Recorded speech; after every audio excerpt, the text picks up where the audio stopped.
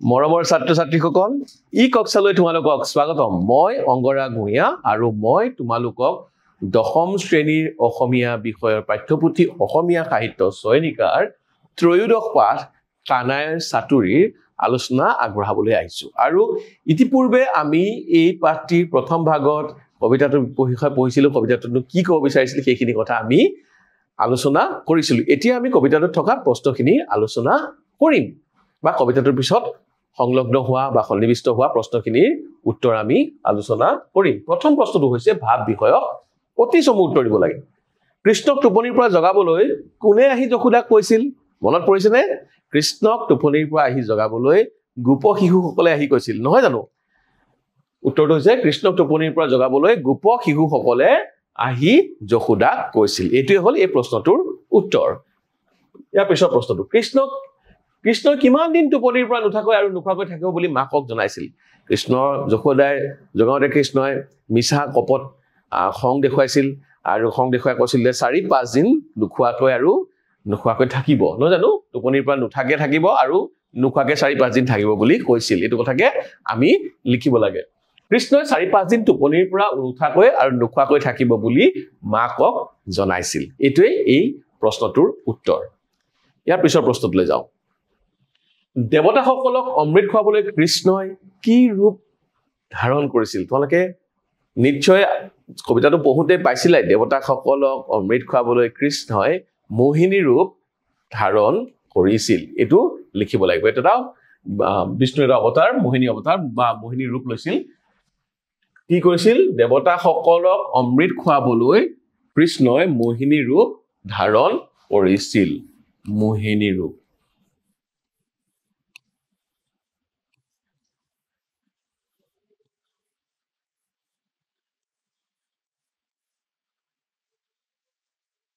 মনত নিশ্চয় থাকিব এতিয়া আমি পৰৱৰ্তী প্ৰশ্নটোলৈ যাওঁ কপিল মুনিৰ মাতৃ কোন আছিল তোমালোকে যদি পাহৰিছা মই মনত পেলাই দিও কপিল মুনিৰ মাতৃ আছিল দেৱহূতি তেওঁৰ মাতৃৰ নাম আছিল দেৱহূতি কপিল মুনিৰ মাতৃৰ নাম দেৱহূতি এনেকে তোমালোকে উত্তৰটো লিখিবা এতিয়া আমি ইয়াৰ পিছৰ প্ৰশ্নটো চাবলৈ যাওঁ কি ৰূপ ধাৰণ কৰি কৃষ্ণই বলিক চলনা কৰিছিল বলি চলন তোমালোকে কৃষ্ণৰ ৰূপবোৰ জানা নহয় মৎস্য কুৰ্ম নৰসিংহ তাৰপিছত বামন নৰসিংহৰ পিছৰ এইটো অৱতাৰ বামনৰ ৰূপ ধৰি বলিক চলনা কৰিছিল বলি চলন হৈছিল কি ৰূপত বামন ৰূপত বা বামনৰ অৱতাৰ বামন ৰূপ ধাৰণ কৰি কৃষ্ণই বলি চলন কৰিছিল বলিক চলনা কৰিছিল কৃষ্ণই এইটো তোমালোকে এই প্ৰশ্নটোৰ উত্তৰ এনেদৰে লিখিবা এতিয়া ইয়াৰ পিছৰ প্ৰশ্নটো কি আছে তথাপি তুহাকক দেখন্তে দৰত উৰি যায় মোৰ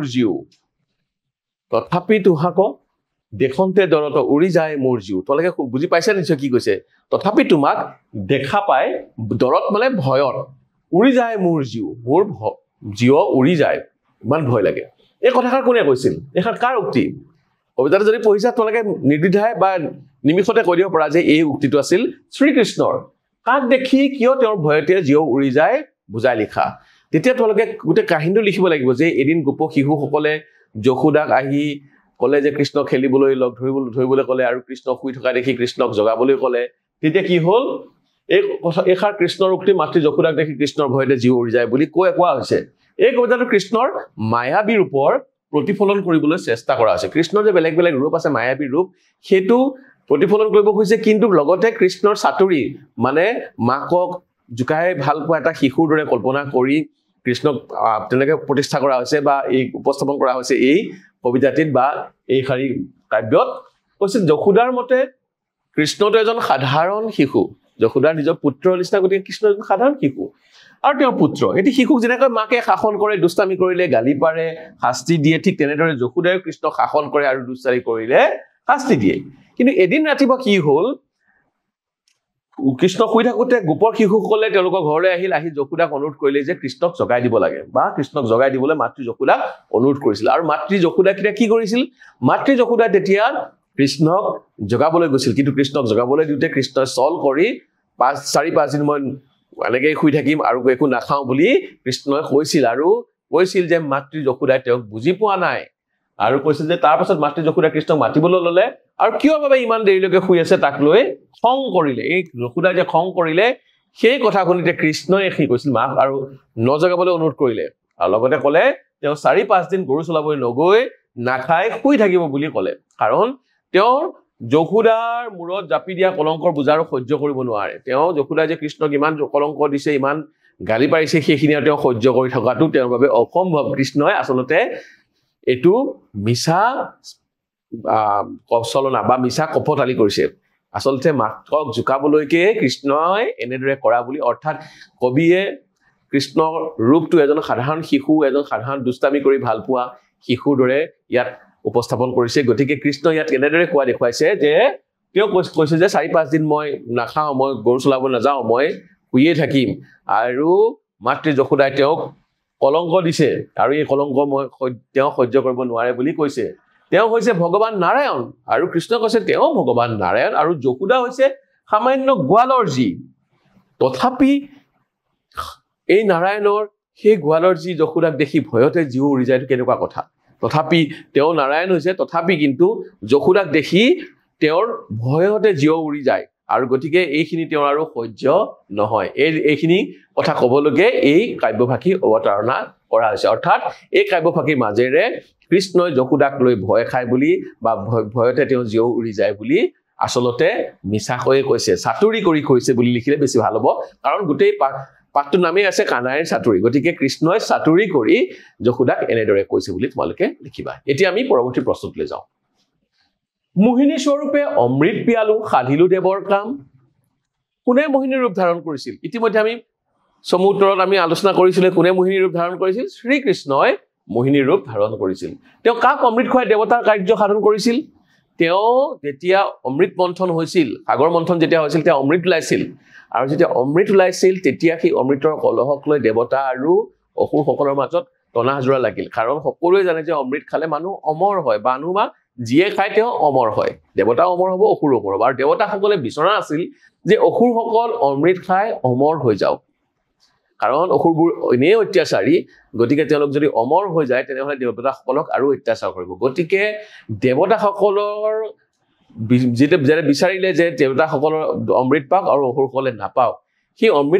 অমৃতখিনি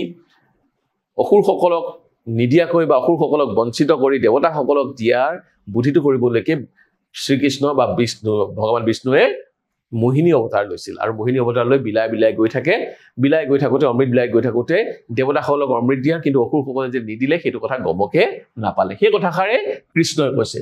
দেৱতাৰ অসুৰখন মিলি সমুদ্ৰ মন্থন কৰোতে সমুদ্ৰ গৰ্ভৰ পৰা মণি মুকুতা ৰত্নকে ধৰি হলাহল বিষ আৰু অমৃত ওলাইছিল অমৃত প্ৰাণ কৰিলে যে অমৰত্ব লাভ হয় সেই কথা জ্ঞাত হোৱাৰ বাবে দেৱতা আৰু অসুৰসকলৰ মাজত অমৃতৰ কলহটোক লৈ টনা আজোৰা লাগিছিল দেৱতাসকলে জানিছিল যে দেৱতাসকলৰ দৰে যদি অসুৰসকলেও অমৃত খাবলৈ পায় তেনেহ'লে অসুৰসকল দেৱতাসকলৰ দেৱতাসকলৰ দৰে অজৰ অমৰ হ'ব আৰু তেওঁলোকক অত্যাচাৰৰ সীমা সংখ্যা নোহোৱা হ'ব আৰু গোটেই পৃথিৱীখন অধৰ্মৰে ভৰি পৰিব সেয়েহে দেৱতাসকলক সহায় কৰিবৰ উদ্দেশ্যে কৃষ্ণই মোহিনী ৰূপ ধাৰণ কৰিছিল অৰ্থাৎ এগৰাকী সুন্দৰী ৰূপ লৈ নিৰ্দিষ্ট ঠাইত উপস্থিত হোৱাত সকলো সেই সুন্দৰী ৰূপত আকৃষ্ট হৈছিল মুগ্ধ হৈ পৰিছিল আৰু সেই তেওঁলোক যে মুগ্ধ হৈ পৰিছিল তাৰে সুবিধা লৈ তেওঁ অমৃতখিনি কেৱল দেৱতাক বিলালে আৰু অসুৰসকলক বঞ্চিত কৰিলে আৰু অসুৰসকল মোহিনীৰ ৰূপত ভুল গৈ থকাৰ সময়তে দেৱতাসকলে অমৃত খাই শেষ কৰিছিল এইদৰে কৃষ্ণই মোহিনীৰ ৰূপ ধাৰণ কৰি দেৱতাসকলৰ উদ্দেশ্য বা কাৰ্য সাধন কৰিছিল যে কৈছে মোহিনীৰ ৰূপ কৰি সাধিলো দেৱৰ কাম বুলি কৈছে যে সেই দেৱতাৰ এই কামখিনিকে তেওঁ কৰিছে বুলি কৈছে লিখিব নিশ্চয় পাৰিবা তোমালোকে এতিয়া আমি আমাৰ পৰৱৰ্তী প্ৰশ্নটোলৈ যাওঁ মাকৰ কি কি গুণৰ কথা ক'বলৈ শিশু কৃষ্ণৰ লাজ লাগে বুলি কৈছিল কথাখিনি তোমাৰ নিজৰ ভাষাৰে বহলাই লিখা যে কৃষ্ণই যশোদাই যেতিয়া কৃষ্ণক জগালে গৈ তেতিয়া কৃষ্ণই কৈছে যে তুমি মোক ইমান কলংক জাবিছা মোৰ দ্বাৰা সহ্য নহয় তুমি মোক ইমানখিনি কষ্ট দিছা কি কষ্ট দিছা সেইখিনি কৃষ্ণই কৈছিল সেই কথাখিনি আমি ইয়াত লিখিব লাগিব কৃষ্ণ হৈছে জগতপতি বিষ্ণুৰ পূৰ্ণ অৱতাৰ কৃষ্ণৰ পূৰ্ণ অৱতাৰ বুলি কোৱা হয় কৃষ্ণ অৱতাৰ যশোদাৰ একান্ত ভক্তিত বিষ্ণু সন্তুষ্ট হৈ তেওঁক পুত্ৰৰূপে দিছিল কৃষ্ণ পুত্ৰৰূপে বিষ্ণুৱে কৃষ্ণৰূপে যশোদাৰ কোলা শুৱনি কৰিছিল কৃষ্ণই আপত্তিয়ে দৰ্শাইছে যে বাঁহৰ বাঁহী বজাই তেওঁ উঠ ফাটি যায়গৈ যশোদাৰ ঘৰত তেওঁ ইমান কষ্ট পাইছে তেওঁ কৈছে যে বাঁহৰ বাঁহী বজাই কৃষ্ণৰ দুই উঠ ফাটি তেজ বৈ গৈছে তথাপি মাকে এই কথা জানিও তেওঁক এটা সোণৰ বাঁহী গঢ়াই নিদিয়ে তেওঁতো ৰাজ পৰিয়ালৰ হয় গতিকে তেওঁকতো এটা সোণৰ বাঁহী গঢ়াই দিব পাৰে কিন্তু বাঁহৰ বাঁহী বজাওঁতে উঠ ফাটি গৈছে তথাপি যশোদাক গঢ়াই নিদিয়ে তেওঁ ৰাজ পটেশ্বৰী যশোদাক কৈছে যে মাটিত পুলিত থওঁতে তেওঁৰ ধনত জুই লাগিব কৈছে যে তোমাৰ যে এইবোৰ ধনবোৰ কেলেই এইবোৰ মাটিত তুমি পুলি থৈছা আৰু মাটিত পুলি থৈ দিলে সেই ধনত জুই লাগিব এটো আসলতে কৃষ্ণ যশোদাক জুকাইছে আসলতে কিন্তু যশোদাই বুজি পোৱা নাই যশোদাই ভাবিছে কৃষ্ণ সঁচাকে খং কৰিছে আৰু সেই কথাখিনি শুনিছে কৃষ্ণই কৈছে যে মই বাঁহৰ বাঁহী বজাই মোৰ দুই উঠ ফাটি যায় তথাপি তুমি নিৰাজ পটেশ্বৰী হৈ সেয়া নেদেখা তুমি যি ধন পুতি ৰাখিছা সেই ধনবোৰত এদিন জুই লাগিব গৰু চৰাবলৈ যোৱা কৃষ্ণৰ হাতত মাকে যি এমুঠি ভাত দিয়ে সেইখিনি এগৰাহতে শেষ হৈ যায় সেই খাদ্য তেওঁ আধা পেটিহে হয় মানে তেওঁ সম্পূৰ্ণ পেট নভৰেই গৰু চৰাব কৃষ্ণ যায় কিন্তু খাবলৈ যিখিনি দিয়ে পেটেই নভৰে নটুৱা টনাক পিন্ধি অৰ্থাৎ সৰু গামোচাৰ এখন গামোচা পিন্ধি পোছাক পিন্ধি দিনটো তেওঁ গৰু চৰাই থাকোতে ভৰিত কাঁইতে পিন্ধে কিন্তু মাকে সেইবোৰ কথা গমেই নাপায় খবৰেই নাই মাকৰ কৃষ্ণ এইবোৰ কথা যশোদাৰ দুখ বুলি কৃষ্ণই কৈছে যশোদা এইখিনি এনেবোৰ কাৰ্য কৰি কৃষ্ণক অসুবিধা কৰিছে বা কৃষ্ণ সেই কাৰণে কৃষ্ণৰ বৰ অশান্তি হৈছে বুলি কৃষ্ণ জনাইছে চুলিত তেল অকনো খানি নিদিয়ে চুলিখিনি জপৰীয়া হৈ গৈছে চুলিখিনি আৰু তেওঁৰ কেকুৰা চুলি ধুলি পৰি প্ৰকাণ্ড জটা বান্ধি গৈছে এইবোৰ কথা ভাবিলে কৃষ্ণৰ মন দুখেৰে ভৰি পৰে আৰু কান্দোন ওলাই আহিব খোজে ইমান দুখ পাইছে কিহে কৃষ্ণৰ অন্তৰ দুখেৰে ভৰি পৰে কান্দোন আহিব খোজে মাকৰ এইবোৰ গুণৰ কথা ক'বলৈ কৃষ্ণৰ লাজ লাগে বুলি পাঠটোত বৰ্ণনা কৰা আছে কৃষ্ণ এইবোৰ কৈছে তোমাৰ এইবোৰ কথা ক'বলৈ গৈ মোৰ লাজ লাগে কৃষ্ণই কৈছে এইখিনি কথা যে চুলিত তেল খানি নিদিয়ে নটুৱা টনাক পিন্ধি কৃষ্ণই নহয় তেওঁ বনলৈ যায় গৰু চৰাবলৈ তেওঁ ভৰিত পিন্ধে আধা পেটিকে থাকিবলগীয়া হয় বাঁহৰ বাঁহী বজাই থাকে সোণৰ বাঁহী গঢ়াই নিদিয়ে এইবোৰ কথা কওঁতে কৃষ্ণৰ লাজ লাগে বুলি কৃষ্ণই কবিতাটোত চাতুৰি কৰি কৈছে আচলতে যশোদাই যে কৃষ্ণ খং কৰিছে গতিকে সেই খংটোৰ উত্তৰত কৃষ্ণই এনেবোৰ কথা কৈছে যাতে ওলোটাকৈ যশোদাৰহে বেয়া লাগে আৰু এই গোটেই কবিতাটোৰ বা গোটেই কাব্যখনৰ যিখিনি অচিলা বা কাব্যখনৰ সুযোগেৰে কৃষ্ণৰ এনে এটা ৰূপ মানৱী ৰূপ বা মানৱৰ দৰে আমাৰ সাধাৰণ মানুহৰ দৰে যে কৃষ্ণই যে এনেধৰণে খং ৰাগ অভিমান কৰিব পাৰে সেইখিনি কথাও ইয়াত উপস্থাপন কৰিছে আৰু সেই কাৰণে অধিক মনোগ্ৰাহী হৈছে এতিয়া আমি চমুটুকা লিখিব লাগিব বামনটো ইতিমধ্যে আমি আলোচনা কৰিছিলো দেৱহূতি কপিলমুনি মাতৃ কপিলমুনি শ্ৰীধৰ কণ্ডলী আৰু দৈৱকী এইকেইটা আমি চমুটুকা লিখিব লাগে প্ৰথমতে আমি আহিব বামনটোলৈ বামন হৈছে বিষ্ণুৰ পঞ্চম অৱতাৰ মৎস্য কুৰ্ম বৰা নৰসিংহ বামন ঠিক আছে নৰসিংহৰ পিছত আহিছে বামন হৈছে পঞ্চম অৱতাৰ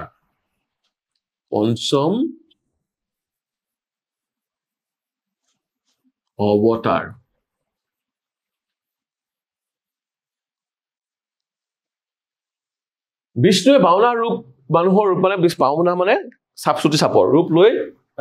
এই অৱতাৰ ধাৰণ কৰিছিল এই দৈত্যৰাজ বলিৰ যজ্ঞলৈ আহি বলি তেতিয়া বৰ প্ৰতাপী ৰজা আছিল বলিক তিনি পদ ভূমি বিচাৰিছিল তিনি পদ মানে তিনি ভৰি মাটি বিচাৰিছিল তেওঁক তিনি পদ ভূমি বিচৰাৰ চলেৰে সেয়ে বলি চলনা বুলি কয় চল কৰিলে বলি ইমান প্ৰতাপী ৰজা আছিল বলি বহুত অহংকাৰ হৈ গৈছিল সেই অহংকাৰ দমন কৰিবলৈ ক'লে যে মোক তিনি পদ ভূমি লাগে তিনি খোজ মাটি লাগে আৰু বলিয়ে তেতিয়া দিবলৈ খুজিলে তেতিয়া প্ৰথম ভৰিখনে গোটেই স্বৰ্গ মৰ্তত ভৰি দিলে দ্বিতীয়খন পাতালত দি দিলে এটা দিবলৈ কোনো ঠাই নাইকিয়া হৈ গ'ল তৃতীয়খন ভৰি ক'ত দিব বুলি বলিক সুধিলে তে বলিয়ে নিজৰ মূৰটো পাতি দিয়ে আৰু বলিৰ মূৰত বামনে ভৰি থয় অৰ্থাৎ বলিয়ে বশ্যতা স্বীকাৰ কৰে আৰু বুজি পায় যে তেওঁ ভগৱান আৰু তেতিয়া বলিক তেওঁ অন্য এখন ঠাইলৈ পঠিয়াই দিয়ে আৰু সেই অহংকাৰ নাশ কৰে তেওঁ সকলোকে যি বিচাৰে তাকে দান কৰিছিল সেই এইখিনি কথাই ইয়াত এনেদৰে লিখিব লাগিব দান কৰোঁতে নিজকে দানী বুলি বলিৰ অহংকাৰ জন্মিছিল বলিৰ এই অহংকাৰ নাশ কৰিবৰ বাবে বিষ্ণুৱে বামন ৰূপ ধাৰণ কৰিছিল আৰু বলিক তিনি পদ ভূমি বিচাৰিছিল তিনি পদ মানে এক পদ দুই পদ তিনি খোজ বা তিনি ভৰি বলিয়ে বামনৰ তিনি পদ ভূমি দান দিয়াত বামনে এক পদৰে স্বৰ্গ এক পদৰে পাতাল অধিকাৰ কৰিলে আৰু বলিক ক্ষমতাচ্যুত কৰিলে আৰু তৃতীয় পদটো মই ক'ত দিম প্ৰথম পদটো স্বৰ্গত দি দিলে দ্বিতীয় পদটো পাতালত দিলে এতিয়া মই তিনি ভৰিখন মই ক'ত দিম তেতিয়া বলিয়ে বুজি পায় যে তেওঁৱে ভগৱান আৰু বশ্যতা স্বীকাৰ কৰে তেওঁ মূৰত দিবলৈ হয় এইখিনি কথা নিলিখিলেও হ'ব কিন্তু সেইখিনিতে ক'ব যে এনেদৰেই বলিৰ দৰ্প চূৰ্ণ কৰিছিল দানী হোৱাৰ বাবে বলিৰ যি অহংকাৰ জন্মিছিল সেই অহংকাৰ বামনে এনেদৰে নাশ কৰিছিল আৰু এই অৱতাৰটোৰ লোৱাৰ কাৰণো সেইটোৱে আছিল যে বলি চলন্তু আছিল তোমালোকে নিশ্চয় এই কথাখিনি লিখিব পাৰিবা এইখিনি কাহিনীটো বৰ ধুনীয়া নহয় কাহিনীটো বৰ মনোগ্ৰাহী গতিকে তোমালোকে কাহিনীটো মনত ৰাখিলে অনায়াসে লিখিব পাৰিবা এতিয়া ইয়াৰ পিছত আহিল দেৱহূতি দেৱহূতি হৈছে স্বয়ম্ভূ মুনিৰ কন্যা তেওঁৰ স্বামীৰ নাম আছিল কৰ্দম মুনি তেওঁৰ পুত্ৰ আছিল কপিল মুনি তেওঁক বিষ্ণুৰ অন্য এক অৱতাৰ বুলিও কোৱা হয় বিষ্ণুৰ অন্য এটা অৱতাৰ বুলিও কোৱা হয় কপিল মুনিক আচলতে দেৱহূতিক নহয় দেৱহূতি হৈছে কপিল মুনিৰ মাতৃ এনেদৰে লিখিবা তোমালোকে ইয়াৰ পিছৰ চমুটুকাটোলৈ যাওঁ এইটো কপিল মুনি এওঁ হৈছে এজন প্ৰসিদ্ধ মুনি কৰ্দম মুনি আৰু স্বয়ম্ভূ মুনিৰ কন্যা দেৱহূতিৰ পুত্ৰ হৈছে কপিল মুনি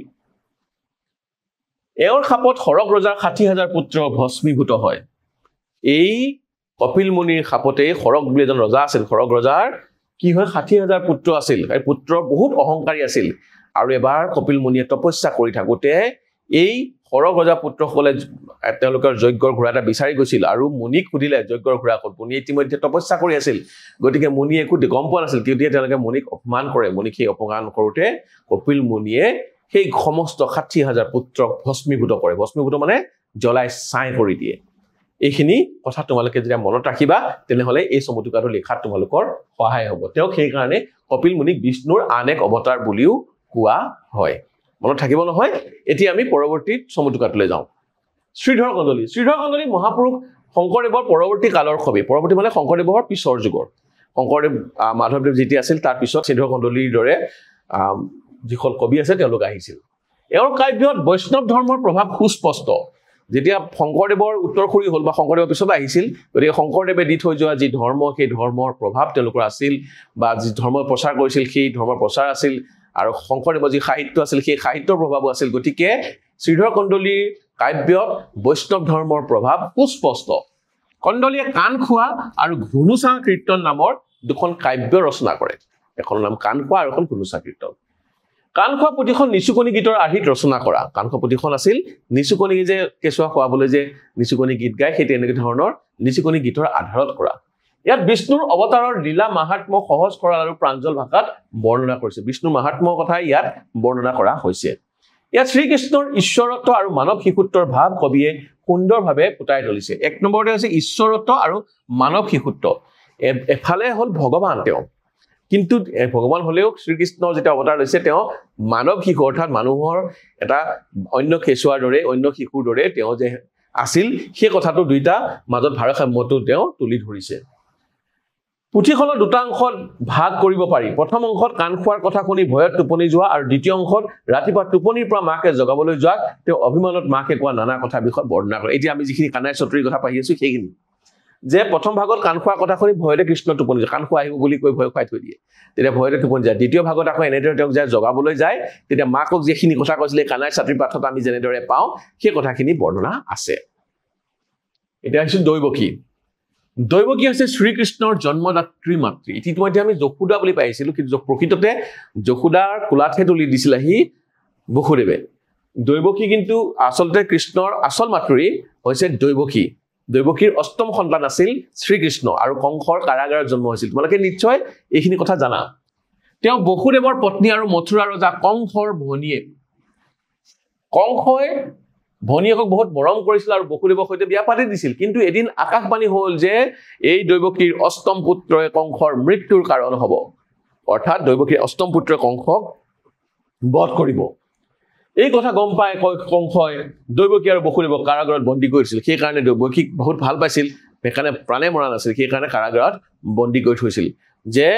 ইহঁতৰ অষ্টম সন্তানেহে মোক এই কৰিব গতিকে ইহঁতক মই কাৰাগাৰত বন্দী কৰি থলো গতিকে যেতিয়া সন্তান জন্ম হ'ব এটা সন্তান মই মাৰি পেলাম গতিকে কেনেকে মোক ৮ নম্বৰ সন্তানটোৱে মোক বধ কৰিব দৈৱকীৰ সন্তান জন্ম হোৱাৰ লগে লগে প্ৰতিটো সন্তানকে কংসই হত্যা কৰিছিল দৈৱকী গৰ্ভৰ অষ্টম পুত্ৰ হৈছে শ্ৰীকৃষ্ণ আৰু এনেদৰে যে শ্ৰীকৃষ্ণ যে ৮ নম্বৰ জন্ম হ'ল তেতিয়া বসুদেৱৰ যি কাৰাগাৰ আছিল সেই কাৰাগাৰৰ দুৱাৰ খুলি যায় আৰু ৰাতিয়ে গৈ বসুদেৱে গৈ সেই কৃষ্ণক যশোদাৰ কোলাত থৈ আহি গৈ পাছত কৃষ্ণই কংসক বধ কৰি নিজ পিতৃ মাতৃ কাৰাগাৰৰ পৰা মুক্ত কৰিছিল বা মুক্তি দিছিল যে পিছত যেতিয়া কৃষ্ণ যশোদাৰ ঘৰত নন্দৰ ৰাজপ্ৰসাদত ডাঙৰ দীঘল হৈ আকৌ যেতিয়া মথুৰালৈ আহি কংসক বধ কৰে আৰু দৈৱকীক কাৰাগাৰৰ পৰা দৈৱকী বসুদেৱ দুইজনকে কাৰাগাৰৰ পৰা মুক্ত কৰে কিন্তু আমি গোটেই পাঠটোত আমি যশোদাৰ লগত কৃষ্ণ পাইছো এইটো কাৰণে কৃষ্ণৰ শৈশৱটো যশোদাৰ কোলাতেই হৈছিল বা কৃষ্ণ যশোদাই তুলিতালি ডাঙৰ দীঘল কৰিছিল যদিকে দৈৱকীক যেনেদৰে কৃষ্ণৰ মাতৃ বুলি কোৱা হয় যশোদাকো তেনেদৰে কৃষ্ণৰ মাতৃ বুলিয়ে কোৱা হয় পাঠটিৰ কাহিনী ভাগ তোমাৰ নিজৰ ভাষায় লিখা এতিয়া পাঠটিৰ কাহিনীটো আমি গমেই পালো যে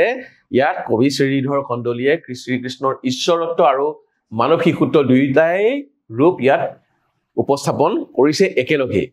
এই পাঠৰ উদ্ধৃত পাঠটি কাণ খোৱা পুথিৰ দ্বিতীয় অংশৰ পৰা কিছু অংশ বাদ দি তুলি লোৱা হৈছে পাঠটিত শিশু কৃষ্ণৰ ঈশ্বৰত্বৰ পৰিৱৰ্তে সাধাৰণ অভিমানেৰে ভৰা মানৱ শিশু এটিৰ চিত্ৰ বৰ্ণিত হৈছে যে কৃষ্ণ ভগৱান বুলি বা বহুত লীলা খেলাৰ কথা বহুত কোৱা নাই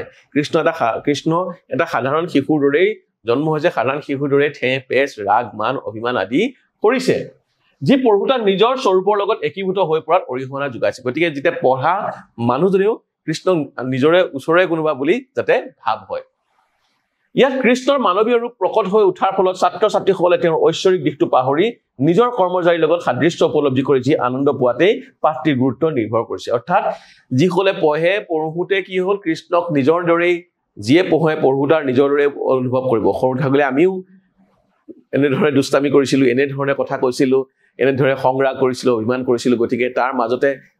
শ্ৰীকৃষ্ণৰ মাজতে নিজকে যেনে বিচাৰি পায় যি আনন্দ পায় সেই আনন্দ প্ৰদান কৰাটোৱে কবিৰ মূল লক্ষ্য কানাইৰ ছাত্ৰী পাঠটিত শ্ৰীকৃষ্ণৰ শিশুসুলভ চৰিত্ৰ প্ৰদৰ্শন কৰা হৈছে এই পাঠটিত কৃষ্ণৰ শিশুসুলভ চৰিত্ৰ মানে ইয়াত তুলি ধৰা হৈছে এদিনাখন কৃষ্ণই চল কৰি দুপৰীয়ালৈকে শুই থকাত তেওঁক বিচাৰি নন্দ ৰজাৰ ঘৰত গোপ শিশুসকল উপস্থিত হ'ল আহি আৰু যশোদাক ক'লে যে কৃষ্ণক জগাই দিব লাগে আৰু মাতৃ যশোদাক কৃষ্ণক খেলিবৰ বাবে জগাই দিবলৈ অনুৰোধ কৰে শিশুসকলৰ কথা শুনি যশোদাই আহি কৃষ্ণক জগায় কিন্তু কৃষ্ণ অভিমান কৰি মাকক ক'লে যে তেওঁ ৪-৫ দিনৰ কাৰণে নুঠেও আৰু গৰু চৰাবলৈও নাখায়ও যশোদাৰ ঘৰত তেওঁ যিমান কষ্ট পাইছে তেওঁৰ প্ৰাণে আৰু নসহা হৈছে মানে তেওঁৰ সহিব নোৱাৰা হৈছে কৃষ্ণৰ লগতে নিজৰ পৰম পুৰুষত্বৰ ইংগিত দি ক'লে যে তেওঁ স্বয়ং নাৰায়ণ কিন্তু যশোদা এগৰাকী সাধাৰণ গোৱালৰ জীয়ৰী হৈও যশোদাক দেখি তেওঁৰ ভয়তে জীৱ উৰি যায় আৰু তেওঁৰ ঘৰত থাকোতে কৃষ্ণ যিমানেই নাখাওক তেওঁৰ শৰীৰৰ কোনো শ্ৰীবৃদ্ধি নহয় আৰু যেতিয়া গৰু চৰাবলৈ যায় তেতিয়া যশোদাই যি কোন খাদ্য দিয়ে সেইখিনি খাদ্য খাই তেওঁৰ পেটৰ ভোকেই নমৰে আধা পেটি হৈ থাকিবলগীয়া হয় নিজে ব্ৰহ্মাণ্ডৰ স্ৰষ্টা আৰু প্ৰতিপালক হৈও মই তোমাৰ ঘৰত গৰু চৰাই কৰকৰা ভাত ভক্ষণ কৰি সাধাৰণ শিশুৰ দৰে জীৱন অতিবাহিত কৰিছো মই হলো জগতৰ প্ৰতি কিন্তু তোমাৰ ঘৰত এটা সাধাৰণ শিশুৰ দৰে জীৱন কটাবলগীয়া হৈছে আৰু তুমি যি মুঠি ভাত দি যি মুঠি খাবলৈ দিয়া কৰকৰা ভাত সেইখিনি খাইও মই আধা পেটি থাকিবলগীয়া হয় নাৰায়ণ ৰূপে মই জলত অনন্ত সৰ্যাত শয়ন কৰো মই শুই থাকো জলত আকৌ অনন্ত সৰ্যাত থাকো মোৰ নাভি পদ্মৰ পৰাই ব্ৰহ্মা জাত হৈছে অৰ্থাৎ মোৰ নাভি পদ্মৰ পৰাই ব্ৰহ্মা ওলাইছে মানুহৰ অজ্ঞানতা দূৰ কৰিবৰ কাৰণে মই ব্ৰহ্মাৰ যোগেদি বেদৰ জ্ঞান জনমানসত প্ৰচাৰ কৰিলো মানুহৰ অজ্ঞানতাৰ কাৰণে যাতে দূৰ হয় সেইখিনি কাৰণে মই বেদো প্ৰচাৰ কৰালো তোমাৰ ঘৰলৈ আহি মোৰ সকলো ঐশ্বৰ্য ধূলিত মিহলি হৈ গ'ল দেৱতাসকলে অসুৰৰ ভয়ত মোক চিন্তা কৰাত মোক চতুৰ্ভুজৰ ৰূপ দেখি ত্ৰিদশৰ সকলো মোহিত হৈছিল দেৱতাসকলৰ কাম কৰিছিলো মোৰ চতুৰ্ভুজ ৰূপ দেখি সকলো মোহিত হৈছিল আৰু এতিয়া তুমি মোক কলিয়া কলিয়া বুলি মাতি অপমান কৰিছা বিগুটিয়া কৰিছা বুলি কৈছা নে কলিয়া কলিয়া বুলি মাতি তুমি মোক ঠাট্টা কৰিছা মোক অপমান কৰিছা মোহিনীৰ ৰূপ ধাৰণ কৰি মই দেৱতাৰ কল্যাণ সাধন কৰিলো মোক তুমি দধিচুৰ নাম দিলা আৰু ইফালে মই মোহিনীৰ ৰূপ লৈ অমৃত বিলালো দেৱতাসকলক আৰু মই নাম পালো কি মাখন চুৰ বা দহিচুৰ কপিল অৱতাৰত মাতৃ দেৱহতীক ধৰ্মতত্ত্ব উপদেশ দি বামন অৱতাৰত মই বলিক চলনা কৰিছিলো কিন্তু তুমি মোক মাটি খোৱা বুলি ককৰ্থনা কৰিলা কিয় মাটি খাইছা বুলি এবাৰ গালি পাইছিলা তুমি মোক কিন্তু মই কৰিলো কি মই অমৃত বিলাইছিলো দেৱহতীক মই ধৰ্মৰ জ্ঞান তত্ত্ব বিলাইছিলো বলিক চলনা কৰি বলিক মই নিজৰ অহংকাৰ চূৰ্ণ কৰিছিলো কিন্তু তুমি মোক মাটি খোৱা বুলি জুকোৱা কিন্তু মোক মাটি খোৱা বুলি ককৰ্থনাহে কৰিলা মোৰ ইমানবোৰ মহিমা দেখাৰ পাছতো তোমাৰ মনত আক্ৰোশৰ শেষ নাই মোৰ ইমান দুৰ্গতি হৈছে তথাপি তোমাৰ মনত মোৰ প্ৰতি কোনো ভাল ভাৱ নাই মোক তুমি আক্ৰোশ ৰূপে চোৱা ইমান দিনে কাঠ বাজি মানে যাৰ সন্তান জন্ম নোহোৱা তিৰোতা কাঠ বাজি বুলি সমস্ত জগতে তোমাক হাঁহিলে মই পুত্ৰৰূপে উপজি তোমাৰ সেই দুখ দূৰ কৰিলো মই পুত্ৰৰূপে যেতিয়া জন্ম ললো বা পুত্ৰৰূপে যেতিয়া আহিলো তেতিয়া তোমাক মানুহে কি নহা হ'ল তথাপি তুমি মোৰ মৰম নুবুজিলা ৰাজপটেশ্বৰী হৈ তুমি 6 ৰতি ধন খৰচ কৰি মোক এটা সোণৰ বাঁহী কঢ়াই দিব নোৱাৰিলা বাঁহৰ বাঁহী বজাওতে বজাওতে মোৰ দুই উঠ ফাটি যায় আৰু যিটো মই নটাক পিন্ধো হা গৰু চৰাতে ধুলি লাগি মোৰ কেকুৰা চুলি জটা বান্ধিছে তুমি চুলি তেলখিনিও খালি নিদিয়া মই যিখন নটাক পিন্ধি যাওঁ সেইখন নটাক পিন্ধি গৈ যে গৰু চৰাবলৈ যাওঁ মোৰ ভৰিত বিন্ধে কাইতে তথাপি তোমাৰ খবৰেই নাই কিমান দিন যে মূৰত তেল খানিবলৈ আহৰি পোৱা নাই এইবোৰ কথা ক'বলৈ গ'লে মোৰ চকু উলুনি কৰি পৰে ইমানবোৰ দুখ কষ্ট সহ্য কৰিব নোৱাৰি মই বৃন্দাবন এৰি মথুৰালৈ গুচি যামগৈ মই তাতে থাকিমগৈ আৰু তোমাৰ কাষৰ পৰা মই দৈৱকী আইৰ ওচৰ পামগৈ মই দৈৱকী আইৰ ওচৰলৈকে গৈ যামগৈ তোমাৰ ওচৰত আৰু মই নাথাকো মই সহ্য কৰিব পৰা নাই এইবোৰ আচলতে যদিও কৃষ্ণ এনেদৰে কৈছে যশোদাক চাতুৰি কৰিবলৈ কৈছে আৰু যশোদাক জোকাবলৈ বা যশোদাৰ মনত অন্য ভাৱ যোগাবলৈ যশোদাই শংকৰী কৃষ্ণক জগাইছিল গতিকে কৃষ্ণই এনেদৰে কোৱা বুলি কৈছে যে সংৰাগ বা অভিমান কৰা বুলি কৈছে তেতিয়া তুমি মোৰ মৰম বুজি পাবা যেতিয়া মই দৈৱকীৰ ওচৰলৈ গুচি যাম কৃষ্ণৰ কথা শুনি যশোদাই পুনৰ কৃষ্ণক চেনেহ কৰিবলৈ ধৰিলে তেতিয়া যশোদা আকৌ খংখিনি মাৰ গ'ল উল্টা কৃষ্ণক মৰম কৰিবলৈ ধৰিলে আৰু ক'লে যশোদাৰ বৰ ভুল হৈছে যশোদাই কৈছে মোৰ ভুল হৈ গ'ল মোক ক্ষমা কৰি দিয়া গতিকে আজিৰ পিছত যদি এনে দুখ দেখে তেন্তে শ্ৰীকৃষ্ণই মাকক গালি পাৰিব ইয়াৰ পিছত তুমি যদি মোৰ এনেকুৱা দুখ হয় মোক গালি পাৰিবা মাকৰ কাটৰ ভৰা কথা শুনি কৃষ্ণই একে দেৱে গৈ মাকৰ কোলাত উঠি স্তনপান কৰিবলৈ ধৰিলে যশোদাই কৃষ্ণৰ মুখলৈ চাই পৰম শান্তি পালে মাকে যেতিয়া কৃষ্ণৰ মাকৰ মাত টুকাটুকি হ'ল মাকৰ বেজাৰ লাগিল কৃষ্ণৰ কথা শুনি তেতিয়া কৃষ্ণই একে জাপে গৈ বা একে দেৱে গৈ যশোদাৰ কোলাত বহিল আৰু মাকৰ গাখীৰ খাবলৈ ধৰিলে আৰু যশোদাই তেতিয়া কৃষ্ণৰ মুখখন চাই পৰম তৃপ্তি পালে এইটোৱে হৈছে এই কানাই চাতুৰীৰ যিটো কাব্যখিনি এই কাব্যখিনিৰ মূল ভাৱ বা এইখিনি মূল কাহিনীটো কৃষ্ণই বিভিন্ন সময়ত কি অৱতাৰ ধাৰণ কৰি কেনে কাৰ্য সাধন কৰিছিল পাঠৰ আলামত বৰ্ণনা কৰা বিভিন্ন অৱতাৰখিনি কথা ক'ব লাগিব এতিয়া অৱতাৰখিনি কথা ক'বলৈ গ'লে আমি সেই বামন অৱতাৰৰ কথা ক'ব লাগিব কৃষ্ণই বিভিন্ন সময়ত বিভিন্ন অৱতাৰ ধাৰণ কৰিছিল আৰু বিভিন্ন কাৰ্য সাধন কৰিছিল বামন অৱতাৰ কপিল মুনিৰ কথাখিনি ক'ব লাগিব নহয় জানো এই মোহিনীৰ ওপৰৰ কথা ক'ব লাগিব সেই কথাখিনি ইয়াত সামৰি ল'বা নাৰায়ণ ৰূপে জলত অনন্ত শয্যাত তেওঁ শয়ন কৰিছিল সেইটোখিনিতো আমি সকলোৱে দেখিবা য'তে ত'তে আমি দেখোঁ সেই ৰূপটো বা আমি ছবিত দেখোঁ তেওঁৰ নাভি পদ্মৰ পৰাই ব্ৰহ্মা জাত হৈছিল অৰ্থাৎ ব্ৰহ্মাৰ জন্ম হৈছিল বেদক জ্ঞান দিছিল চতুৰ্ভুজ ৰূপ ধাৰণ কৰি সমস্ত দেৱতাসকলক উদ্ধাৰ কৰিছিল চতুৰ্ভুজ মানে 4খন হাত সেই ৰূপ ধাৰণ কৰি দেৱতাসকলক উদ্ধাৰ কৰিছিল মোহিনীৰ ৰূপ ধাৰণ কৰি দেৱতাসকলক অমৃত পান কৰাইছিল কপিল মুনিৰ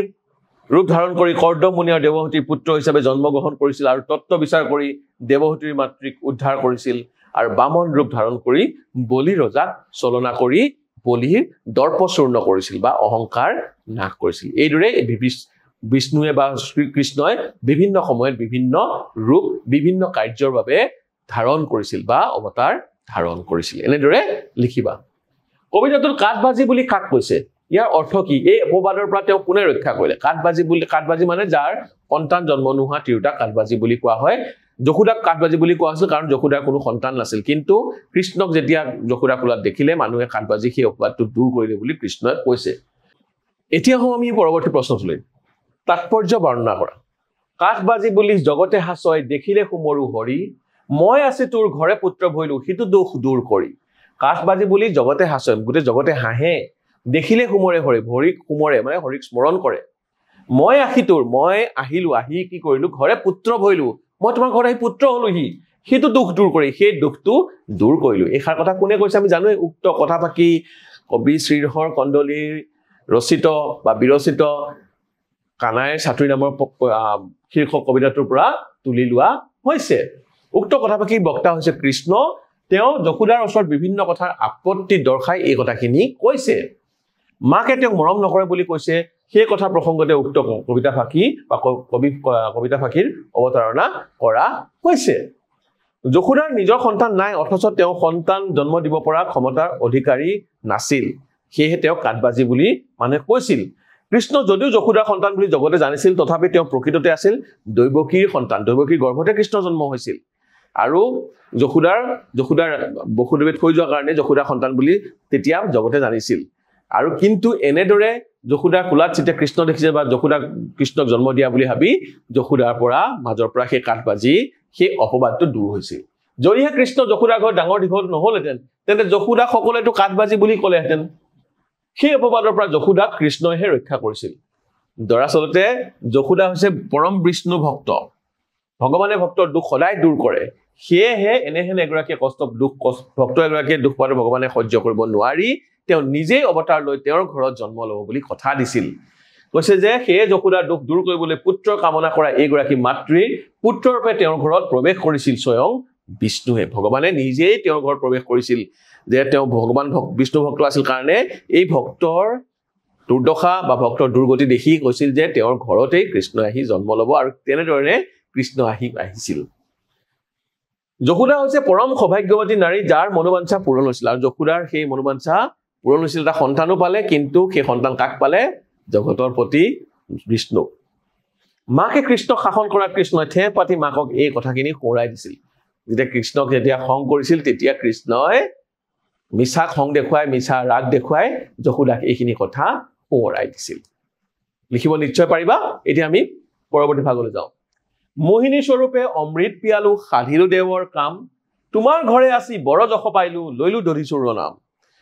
এইখিনি কথা ইতিমধ্যে আমি আলোচনা কৰিছোৱে যেতিয়া আমি ব্যাখ্যা কৰিব লাগিব নহয় প্ৰসংগ সংগতি দৰ্শাই দিবা উক্ত কবিতা ফাকি কবি শ্ৰীধৰ কণ্ডলী বিৰচিত কানাইৰ ছাত্ৰীৰ নামৰ কবিতাটোৰ পৰা উদ্ধৃত কৰা হৈছে এনেদৰে লিখিবা তাৰপিছত উক্ত কবিতা ফাকিৰ বক্তা হৈছে শ্ৰীকৃষ্ণ তেখেতে মাকৰ ওচৰত অভিযোগ কৰি নিজৰ মহিমাৰ বিষয়ে মাকক কৈছে যাতে মাকে তেওঁক মৰম কৰে কিয়নো কৃষ্ণৰ ভাৱ হৈছে মাতৃ যশোদা তেওঁক মান সন্মান নকৰে বা আদৰ সন্মান নকৰে গতিকে কৃষ্ণই কৈছে যে ভগৱান বিষ্ণু এটা অৱতাৰ তেওঁ আৰু ভগৱানে যুগে যুগে বিভিন্ন ৰূপ ধাৰণ কৰি বিভিন্ন কাৰ্য সাধন কৰিছে ভগৱানৰ তেনে ত্ৰাণকৰ্তা ৰূপে হৈছে মোহিনী ৰূপ ত্ৰাণকৰ্তা মানে লোক বিপদ নাশীৰ যাক বিপদ নাশ কৰে বিপদৰ পৰা তৰাই গতিকে ত্ৰাণকৰ্তা তেনেকৈ মোহিনী ৰূপ ধৰি দেৱতাসকলক ত্ৰাণ কৰিছিল অৰ্থাৎ দেৱতাসকলৰ কাম কৰিছিল দেৱতাসকলৰ সমস্যা সমাধান কৰিছিল যেতিয়া সমুদ্ৰ মন্থনত অমৃত ওলাইছিল সেই অমৃত অসুৰসকলক দিলে বা অসুৰসকলে পান কৰিলে অসুৰসকলে দেৱতাসকলৰ দৰে অমৰ হৈ গ'লে জগতখনত বহুত অপায় অমংগল হ'ব বুলি ভাবি দেৱতাসকল যেতিয়া চিন্তিত হৈ পৰিল তেওঁলোকক ৰক্ষা কৰিবলৈ বিষ্ণুৱে মোহিনী ৰূপ লয় আৰু মোহিনী ৰূপ লৈ সেই অমৃত বিলাবলৈ ধৰে আৰু বিষ্ণুৰ ৰূপত মুগ্ধ হৈ ভুল যোৱা অসুৰসকলে গমেই নাপালে যে তেওঁলোকক অমৃতৰ পৰা বঞ্চিত কৰা হ'ল এনেদৰে দেৱতাসকলৰ কাৰ্য সমাধা কৰিলে আৰু সেই কৃষ্ণক যশোদাই আকৌ দধিচুৰ নাম দিয়ে অৰ্থাৎ কৃষ্ণ যেতিয়া শিশু কৃষ্ণই কৰবাত গাখীৰ চুৰ কৰে দৈ চুৰ কৰি খাইছিল মাখন চুৰ কৰি খাইছিল আৰু সেয়েহে গাখীৰ চুৰ বা দধিচুৰ নাম দিছিল সেই কথাটোকে কৃষ্ণই কৈছে যে মই মোহিনী ৰূপ লৈ দেৱতাসকলৰ কাম সাধন কৰিলো অৰ্থাৎ সকলোকে অমৃত বিলালো কিন্তু মোক তুমি দধিচুৰ নাম দিছা তাৰমানে তুমি মোক আদৰ সন্মান নকৰা কৃষ্ণই মোহিনী ৰূপ ধাৰণ কৰি দেৱতাক অমৃত খুৱাই অমৰত্ব প্ৰদান কৰিছিল দেৱতা আৰু অসুৰসকলে মিলি সমুদ্ৰ মন্থন কৰোঁতে এইখিনি কথাই তোমালোকে লিখিবা অমৃত খোৱাৰ লগে লগে খাওঁতে অমৰ হৈ পৰে অমৃত অকল হ'লে দেৱতা আৰু অসুৰৰ মাজত টনা যোৱা চলোতে দেৱতাসকলে ভয় খাইছিল কিয়নো অসুৰে অমৰত্ব লাভ কৰিলে পৰম সংকটত হ'ব আৰু এই পৰম সংকটৰ পৰা ৰক্ষা পাবলৈ দেৱতাসকলে বিষ্ণু বা কৃষ্ণক স্তুতি কৰাত সহায় কৰাৰ কাৰণে মোহিনী ৰূপ ধাৰণ কৰি নিৰ্দিষ্ট ঠাইত উপস্থিত হৈছিল মোহিনী ৰূপত ভুল যোৱা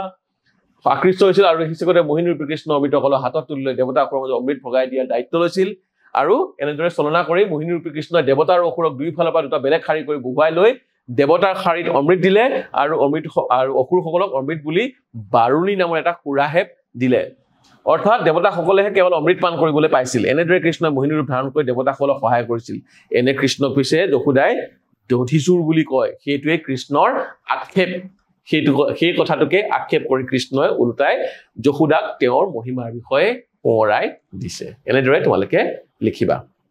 যিজনে হাতত থকা অমৃত নিজে নাখাই দেৱতাক খুৱাইছিল তেওঁ সামান্য দৈ চুৰ কৰাৰ কি কাৰণ থাকিব পাৰে কৃষ্ণই এনে উদাহৰণে মাকক কৃত্ৰিম খং দেখুৱাই নিজৰ দুষ্টালি ঢাকিব বিচাৰিছে এইখিনি কথা তোমালোকে সংযোজন কৰি দিবা শেষত সংযোজন কৰি দিবা যে যিজনে মোহিনী ৰূপ লৈ অমৃত বিলাব পাৰে তেওঁ কেনেদৰে দধিচুৰ হ'ব পাৰে গতিকে এনেদৰে মিছা খং দেখুৱাই কৃষ্ণই কি কৰিছিল নিজৰ দুষ্টালি ঢাকিব বিচাৰিছিল এই প্ৰশ্নটোৰ উত্তৰ এনেদৰেই হ'ব এতিয়া আমি পৰৱৰ্তী প্ৰশ্নটোলৈ যাওঁ তাৎপৰ্য ব্যাখ্যা কৰিব লাগে মই নাৰায়ণ জগত কাৰণ তুমি গোৱালৰ যি তথাপি তোহাক দেখন্তে দৰত উৰি যায় মোৰ জীৱ আমি কৈছিলে মই নাৰায়ণ জগতৰ কাৰণে মই নাৰায়ণ আৰু তুমি গোৱালৰহে জীৱ কিন্তু তথাপি তোমাক দেখন্তে দৰত দেখি মোৰ ভয়ত উৰি যায় মোৰ জীৱ ভয়ত জীৱ উৰি যায় মই ইমান ভয় খাই যাওঁ মই নাৰায়ণ কিন্তু এই কথা কৈ এনেদৰে উক্ত কবিতা ভাগি এইখিনি একেধৰণে লিখিবা আমাৰ পাঠ্যপুথিৰ অন্তৰ্গত শ্ৰীধৰ কণ্ডলীৰ বিৰচিত কানাইৰ ছাত্ৰী শীৰ্ষক কবিতাটিৰ পৰা উদ্ধৃত কৰা হৈছে উক্ত কবিতা ভাগিৰ বক্তা হৈছে শ্ৰীকৃষ্ণ তেওঁ মাক যশোদাই তেওঁক মৰম আদৰ নকৰে বুলি অভিযোগ কৰি নিজৰ গুণ মাহাত্ম্য বৰ্ণনা কৰিছে মাকৰ সন্মুখত কৃষ্ণ হৈছে স্বয়ং বিষ্ণুৰ অৱতাৰ দুষ্টক দমন আৰু শান্তক পালনৰ অৰ্থে ভগৱান বিষ্ণুৱে কৃষ্ণ অৱতাৰে যশোদাৰ ঘৰ খুৱাইছে তেওঁ হৈছে স্বয়ং নাৰায়ণ যি জগতৰ কাৰণ জগতৰ কাৰণে তেওঁ নাৰায়ণ সৰাসৰ জগতৰ সৃষ্টিকৰ্তা তেওঁই আত্মাৰূপে সকলোকে ধাৰণ কৰিছে কবিতাটোত শ্ৰীকৃষ্ণৰ মানৱীয় ৰূপ এটা প্ৰতিফলিত কৰিবলৈ চেষ্টা কৰা হৈছে কৈছে যে শ্ৰীকৃষ্ণ মানৱীয় ৰূপটো এইটো দেখাইছে যে তেওঁ কৈছে মই নাৰায়ণ কিন্তু তোমাক দেখি মোৰ ভয় লাগে গতিকে কৃষ্ণৰ সেই মানৱীয় ৰূপটো ইয়াতে প্ৰতিফলিত হৈছে ঠিক আছে কবিতাটোত কৃষ্ণ হৈছে এটি সাধাৰণ শিশু যশোদা হৈছে কৃষ্ণৰ মাতৃ এটি শিশু মাতৃয়ে যেনেদৰে শাসন কৰে যশোদাই তেনেদৰে শ্ৰীকৃষ্ণক শাসন কৰিলে আৰু দুষ্টালি কৰিলে শাস্তি দিয়ে পুৱা সোনকালে শুই নুঠাল মাকে কৃষ্ণক খং কৰে আৰু কেতিয়াবা বান্ধিও থৈ দিয়ে মাকে কৃষ্ণক ৰূপক ইটিকিং কৰি কলিয়া বুলি মাতে বুলি কৃষ্ণৰ আক্ষেপ দধিচুৰ মাটি খোৱা বুলি মাকে কৃষ্ণক মুঠতে জগতৰ সকলো মাতৃয়ে কৰালে ডাঙৰ দীঘল কৰিছে আৰু সেইটোক লৈ কৃষ্ণই আকৌ মিছা খং কৰিছে মিছা কপট কৰিছে মাক যশোদাৰ খং উঠা দেখিলে কৃষ্ণ এটি শিশুৰ দৰে ভয় খায় আৰু কৃষ্ণ কৈছে যে তোমাক দেখিলে সেইকাৰণে মই ভয় খাওঁ মই যদিও নাৰায়ণ গোটেই জগতৰ কাৰণে মই নাৰায়ণ কিন্তু তোমাক দেখিলে আকৌ মই ভয় খাওঁ এইটো কৃষ্ণই আচলতে মিছাকৈ যশোদা কৈ তেওঁ নিজৰ দুষ্টালিখিনি থাকিব বিচাৰিছে দৰাচলতে যশোদা হৈছে পৰম বিষ্ণু ভক্ত তেওঁ ভক্তিত সন্তুষ্ট হৈ এইখিনি কথা আকৌ লিখিবা যে দৈৱকী গৰ্ভৰ সন্তান দিলেও প্ৰকৃত মাতৃ হোৱাৰ গৌৰৱ প্ৰদান কৰিছিল যশোদাই মাতৃত্বক সুখ দিবলৈ ভগৱান পুত্ৰৰূপে জন্মগ্ৰহণ কৰিছিল তেওঁ পৰম ব্ৰহ্মত্বৰ ৰূপ দেখিলে যশোদা সেই সুখৰ পৰা বঞ্চিত হ'ব সেই সাধাৰণ শিশুৰ ৰূপ ধৰি তেওঁ যশোদাৰ মনোবাঞ্ছা পূৰণ কৰিছিল এইখিনি কথাও লগতে লিখিবা যে যশোদাক মাতৃত্ব সুখ দিবলৈ ভগৱানে পুত্ৰৰূপে জন্মগ্ৰহণ কৰিছিল হয় কিন্তু যদি ভগৱান হিচাপে জন্ম লয় তেনেহ'লে যশোদা আকৌ তেতিয়া মানুহে ক'ব এইটো ভগৱানৰহে মহিমা যশোদাক মানুহে সেই অপবাদটোৰ পৰা মুক্ত নকৰিলে হয় সাধাৰণ শিশুৰ দৰে সেইকাৰণে কৃষ্ণই জন্ম লৈ তাত আছিল যশোদাৰ ঘৰত তেওঁ মানৱীয় লীলা প্ৰদৰ্শন কৰি নানা চুৰ চাতুৰিৰে সংসাৰ ধৰ্ম পালন কৰিছিল এই লীলাৰে অংশস্বৰূপে কৃষ্ণ যশোদাক দেখি ভয় খোৱাৰ ভাও লৈছিল আচলতে সেই নানা চাতুৰি কৰি তেওঁ যে সাধাৰণ মানুহ এনেধৰণৰ এটা ভাৱ দিয়াব বিচাৰিছিল আৰু সেই কাৰণে মিছা কপট মিছা ৰাগ ইত্যাদি কৰি তেওঁৰ লীলাখিনি কৃষ্ণ লীলা বুলিয়ে ধৰিব পাৰি সেই ভয় খোৱাৰ আচলতে ভাওহে কৰিছিল এইটোৱে এই প্ৰশ্নটোৰ উত্তৰ এতিয়া আমি পৰৱৰ্তী প্ৰশ্নটোলৈ যাওঁ এই শব্দকেইটা আধুনিক ৰূপ দিব লাগে আহি মানে আহি খেৰি মানে খেলি পোহাইলে মানে পোৱাল নুজুৰাই মানে জোৰ নপৰা বিগুটিয়া মানে ঠাট্টা কৰা আৰু কিশোৰ মানে কিহৰ আমি আকবাৰ চাওঁ আহি মানে আহি মই কৈছিল নহয় ৰবা এইটো নহয় আহি মানে আহি এতিয়া আমি এইখিনি উত্তৰখিনি চাওঁ আহি মানে আহি খেৰি খেলা পোহাইল পোৱাল নুজুৰাই মানে জোৰ নপৰে হন্তে মানে পৰা আৰু বিগুটিয়া মানে ঠাট্টা কৰা মনত থাকিব নহয় কেইটা বিগুটিয়া মানে ঠাট্টা কৰা এতিয়া আমি এইকেইটা শব্দৰ লিংগ পৰিৱৰ্তন কৰিব লাগে কি সুন্দৰী আমি একে মুখতে কৈ পাৰো সুন্দৰী লিংগ পৰিৱৰ্তন কৰিলে সুন্দৰ হ'ব মাতৃ হলে পিতৃ হ'ব মামা হলে মামী হ'ব তোমালোকৰ কাৰণে অত্যন্ত সহজ যেনে মোৰ ভাৱ হৈছে সুন্দৰী সুন্দৰ মাতৃ পিতৃ মামা মামী এইকেইটা সহজে হ'ব এতিয়া আমি পৰৱৰ্তী প্ৰশ্নকেইটা চাওঁ বিপৰীত শব্দ লিখিব লাগে বিশ্বাস অবিশ্বাস দুখ গুণ আনন্দ বিষাদ অপমান সন্মান অমৃত গৰল বা বিষ বিশ্বাসক অবিশ্বাস লিখিলা দুখ গুণ লিখিলা আনন্দ বিষাদ অপমান সন্মান অমৃত গৰল আৰু বিষও লিখিব পাৰা যদি গৰলটো তোমালোকৰ মনত নৰয় তেনেহলে বিষ বা বিষ লিখিব পাৰা বিষ লিখিব পাৰা বা বিষ লিখিব পাৰা অমৃত কিন্তু অমৃত গৰল বুলি অমৃতৰ বিপৰীত শব্দ গৰল বুলি ক'লে বেছি ভাল হ'লে অমৃত আৰু গৰল এইটো সাধাৰণতে একেলগে আহে অমৃত আৰু গৰল বুলি গতিকে তোমালোকে বিষ বা বিষ যদিও মনত থাকে যদি গৰলটো মনত থাকে তেনেহলে গৰলটো লিখিবা আৰু যদি মনত নাথাকে অমৃতটো গমই পোৱা গতিকে বিষ বুলি লিখিবা পিছে এতিয়া আলোচনা কৰোঁতে আমাৰ এই পাঠটোৰ সকলো প্ৰশ্ন উত্তৰ ইয়াতে শেষ হৈছে মৰমৰ ছাত্ৰ ছাত্ৰীসকল পৰৱৰ্তী পাঠত তোমালোকৰ সৈতে পুনৰ লগ হম তেতিয়ালৈকে তোমালোকে মোক বিদায় দিয়া ধন্যবাদ